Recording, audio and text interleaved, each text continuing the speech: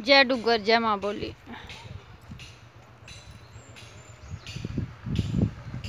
साथियों ये वो स्कूल है जिथे अपनी जिंदगी की असें शुरुआत की ही शिक्षा दी।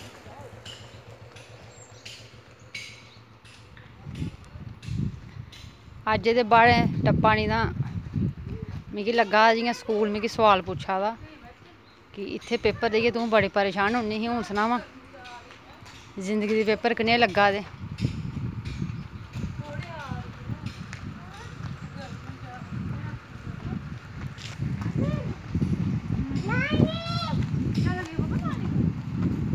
ये ओह् स्कूल है, ये आह्ली जेकर तुसेंगी लब्भा दा टीन उड्डरी दी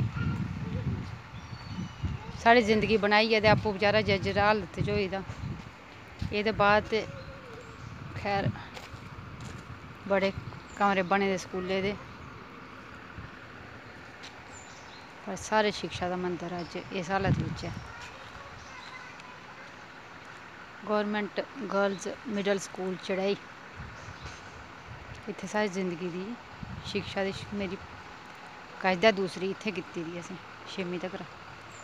ओह्दे बाद ते खैर फ्ही अस नवोदय विद्यालय चली गे हे।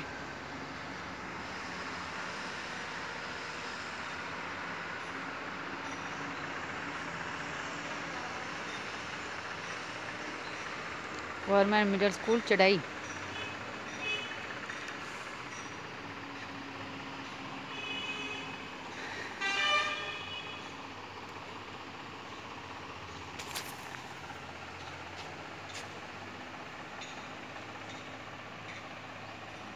अज्ज ते खैर स्कूल बंद न कोविड दी वजह कन्नै।